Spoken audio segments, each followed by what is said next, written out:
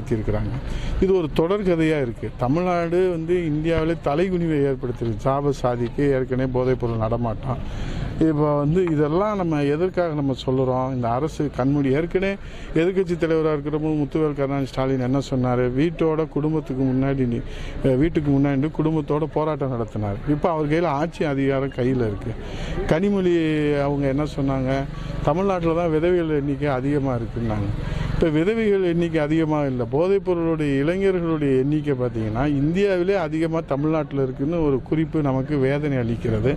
ஆகவே இந்த போதைப்பொருள் தினந்தோறும் தமிழ்நாட்டில் போதைப்பொருள் ஏதாவது ஒரு மூலையில் கைப்பற்றுறாங்க. கஞ்சா, போதைப்பொருள், அதெல்லாம் இந்த டாஸ்மாக் கடை. இப்போ இவங்கெல்லாம் ஊர் பெரியவங்களாம் என்ன சொல்கிறாங்க? இந்த ஊருக்கு மத்தியில் நீங்கள் போய் இப்படி திறந்தீங்கன்னா இந்த இளைஞர்களுடைய எதிர்காலம் என்ன ஆகுதுன்னு ஒரு நியாயமான கோரிக்கை. அதை கூட செவி மடுக்க இந்த அரசு மறுக்குது. ஏன்னா அதுக்கு விதிமுறைகள் இருக்குது. அந்த விதிமுறைகளை பிறகு தான் அதெல்லாம் திறக்க முடியும். ஆனால் அந்த விதிமுறைகள்லாம் காற்றில் பறக்க விட்றாங்க.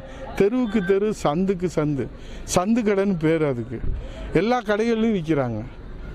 கள்ளத்தனமாக விற்கிறாங்க. ஆக கஞ்சா, கள்ள சாராயம், கள்ள மது, ஏன்னா உயிர் பலியே ஏற்பட்டிருக்கு. இது ஒரு இந்த அரசில் கள்ளச்சாராயத்தினால உயிர் பலியே ஏற்படும். இதெல்லாம் தடுக்கணும்.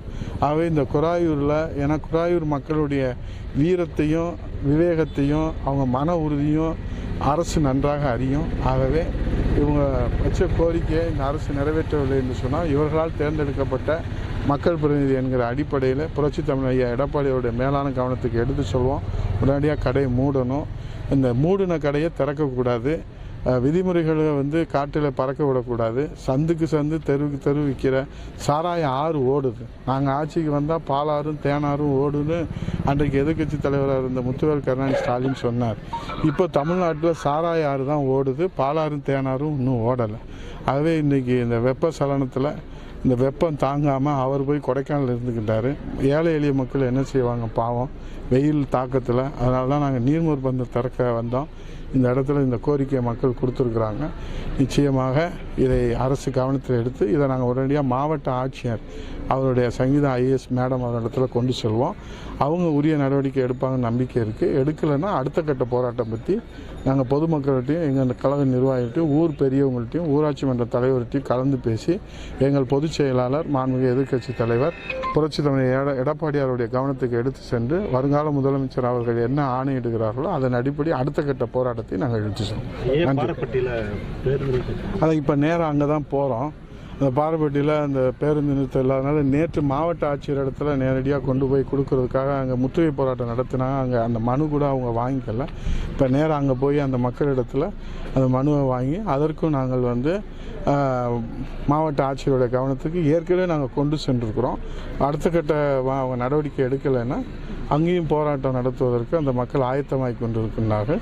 அவரோடு இணைந்து நாங்கள் மக்கள் பிரதிநிதி என்கிற அடிப்படையில் பிரதான எதிர்க்கட்சி அடிப்படையில் புரட்சி தமிழ் எடப்பாடியார் எதிர்க்கட்சி தலைவருடைய ஆணையை பெற்று அதற்கான போராட்டம் மிகப்பெரிய அளவில் நடத்துவோம் என்பதை எச்சரிக்கையாக தெரிவித்துக்கொள்ளும். மக்களுடைய அரசுன்னு சொல்லக்கூடிய திமுக அரசு மக்களுடைய பிரச்சனைக்கு மக்களே எங்களுக்கு வேணாம்னு சொல்லி அதுதான் சொல்லல. சொல்றது ஒன்று, செய்கிறது ஒன்று.